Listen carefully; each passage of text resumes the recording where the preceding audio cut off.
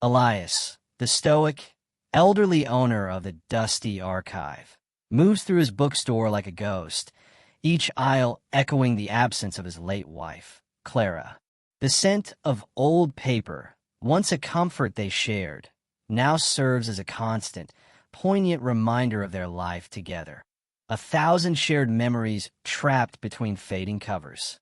He meticulously dusts Clara's favorite reading chair, its worn velvet a testament to countless hours spent side by side, yet he never sits in it.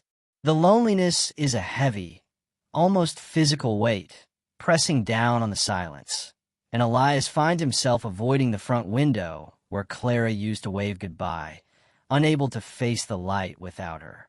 The bookstore is struggling, not just financially, but spiritually, mirroring Elias's own slow decline into solitude and sorrow. On a blustery Tuesday, a low, persistent meow draws Elias from his melancholic routine. Tucked behind a precarious stack of forgotten Victorian novels, a scruffy, soot-colored stray cat is huddled, shivering slightly, but meeting Elias's gaze with an unnerving intensity. The cat is unremarkable at first glance, though its emerald green eyes linger on Elias a moment longer than expected, a detail he notices only faintly, without yet understanding why. He tries to shoo it out. Animals are not allowed, but the cat remains stubbornly poised, a silent, furry sentinel.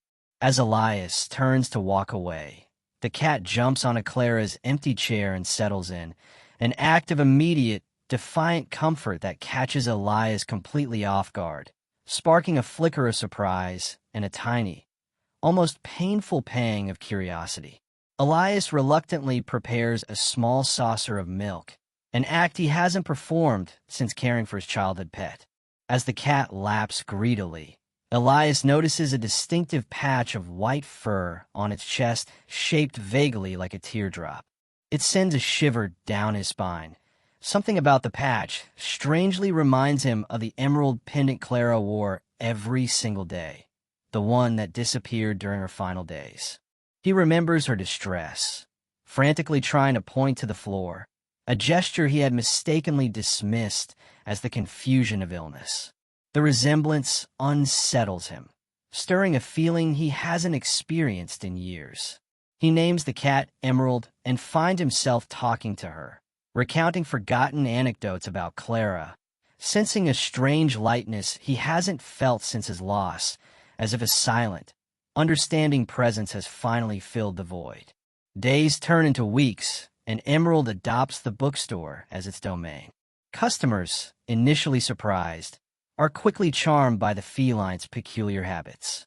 Emerald sits patiently in Clara's chair, only moving to rub against Elias's leg when he looks particularly strained, or to lead him, with soft, insistent meows, to a misplaced book that a customer is searching for. One evening, Elias accidentally knocks over a fragile, framed photograph of Clara, watching the cracked glass distort her smiling face.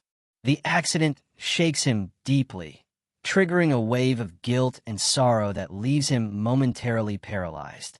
Elias catches himself smiling as Emerald chases a dust bunny, an honest, unforced moment of joy that immediately fills him with guilt.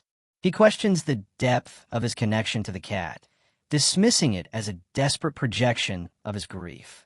Afraid he is somehow disrespecting Clara's memory by anthropomorphizing a simple animal, he snaps in a surge of exhaustion and confusion. "You're just a cat." The words echo painfully through the silent shop. Emerald halts mid-stretch, fixing him with a look of deep, ancient sadness, before slowly walking to a forgotten shelf and nudging a book with her head. The fading page, Clara's favorite collection of Irish poetry, lies with a brittle, broken binding, a book they once read aloud on their honeymoon, a memory so distant he almost doubts it for a moment before the truth resurfaces. The gesture silences Elias's doubt. The bookstore's financial peril is now undeniable. Elias receives a final, stark warning from his bank. The shop is slated for foreclosure unless a significant sum is paid within 30 days. Despair threatens to engulf him, but the sight of Emerald curled up peacefully in the sunlit square of floor where Clara used to stand fuels a sudden, fierce resolve. He realizes that losing the bookstore means losing the last true sanctuary of their life together. He vows to fight, committing to a frantic, last-ditch effort to save the dusty archive. He starts small, organizing the first book signing event the shop has seen in years, feeling a focused energy he thought he had buried forever. The book signing is a quiet disaster.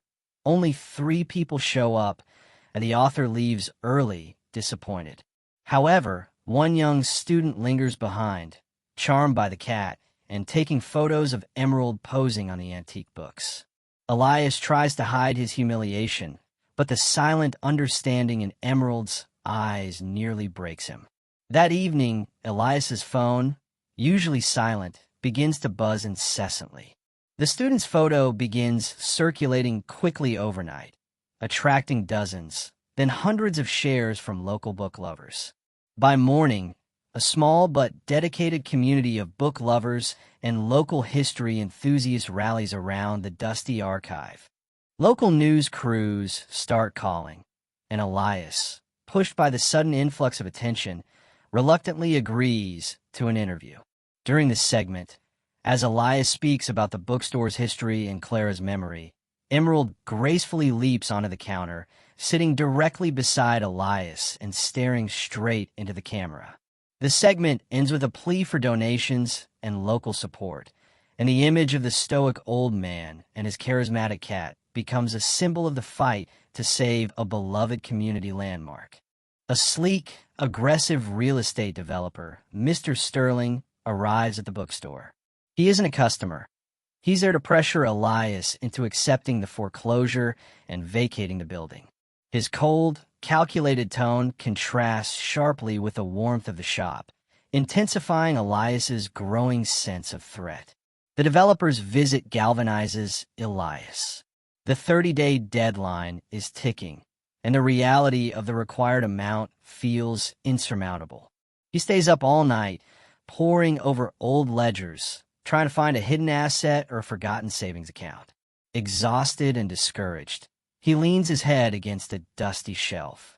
Emerald, seeing his distress, climbs onto the counter and places a soft paw on Elias's cheek, nudging him gently as if to say, "Don't give up." The cat jumps down and prowls toward a corner where Elias, in his frantic search for missed assets, had shoved aside a heavy stack of old encyclopedias. The wood there is slightly warped. Emerald scratches at the gap with a specific, rhythmic motion, a spot Elias realizes he has never inspected closely in all his years, mostly because Clara always insisted on rearranging that corner herself, calling it her little project. Intrigued and slightly unnerved, Elias kneels, inspecting the loose board more closely than ever before. Something about the unusual attention, combined with his own growing restlessness, compels him to finally pry it open with a crowbar. Beneath the floorboard, carefully tucked into a silk handkerchief, lies a small, ornate wooden box. Inside, resting on a bed of faded cotton, is Clara's emerald necklace. Tucked beside it lies a bank passbook. As Elias lifts the passbook with trembling hands, the velvet lining at the bottom of the box shifts, revealing the corner of a thick envelope hidden underneath. Overwhelmed by the memories, he removes both the passbook and the envelope, setting them carefully on the desk. Terrified of losing the necklace again, now that it has returned, he gently places the pendant, still inside the ornate box, into the shop's old, heavy iron safe, locking it tight to protect the only physical piece of Clara he has left. He checks the donation total frantically. The community support has been heartwarming, covering current bills, but the accumulated bank interest creates a massive lump sum impossible to clear in 24 hours. With shaking hands, he opens the weathered passbook. Inside is a handwritten note from Clara. For a rainy day when you need a miracle. Elias then reaches for the thick envelope he had retrieved from beneath the box's lining. Inside are vintage high-yield bearer bonds she had quietly amassed over decades. He grabs a calculator. The bonds imply a substantial maturity value. Combined with the recent donations, the final number flickers on the screen. It is enough. It clears the foreclosure demand completely, with enough left over to ensure the dusty archive serves the community for years to come. It feels less like luck and more like a final act of partnership across time. Elias stares at the passbook, a tear tracing a path through the dust on his cheek, feeling Clara's presence more powerfully than ever before. Elias, newly determined and financially solvent, walks into the bank with the full amount and a stern resolve. Mr. Sterling is already there, prepared to finalize the foreclosure paperwork, clearly expecting Elias to fail. Elias, with a quiet dignity, hands over the cashier's check that clears the entire debt. The developer's stunned, angry face is a moment of pure, sweet satisfaction. Elias simply turns and leaves, the weight of the world lifting from his shoulders. He returns to the bookstore, where Emerald is waiting by the door, purring a greeting that sounds like a tiny, triumphant cheer, signaling not just survival, but victory over forces seeking to erase his past. With the threat gone, Elias begins the deep, long-overdue process of revitalizing the bookstore. He hosts a small, intimate party for all the community members and online donors who helped save the shop. He publicly thanks the store manager, gesturing to Emerald, who is perched regally on a stack of newly arrived books. The atmosphere is one of profound community and hope. Elias realizes the battle wasn't just about the building. It was about reclaiming his own life, reconnecting with purpose, and honoring Clara's memory by continuing the story they built together. Several years pass. The dusty archive remains a bustling hub of community activity, cementing its place in local history. Emerald, whose appearance on the local news had sparked a wave of affection in the community, is resting by the fire one cold winter evening.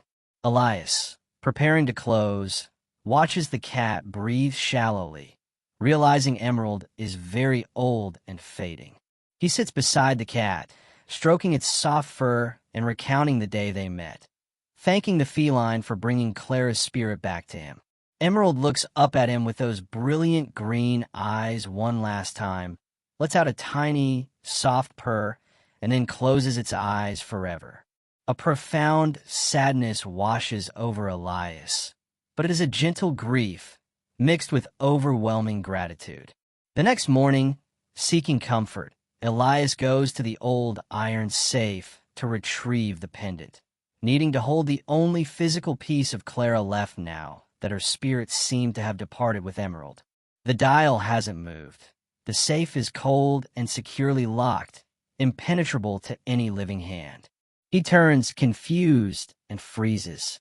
To his shock, lying openly on the worn velvet of Clara's empty reading chair is the emerald pendant, though he has no memory of ever removing it from the safe. For a moment, he wonders whether grief, memory, or something gentler has placed it there. He realizes the magic wasn't just a projection of his grief. It was a final gift, a reminder that love leaves traces in the world, even after the ones we cherish are gone.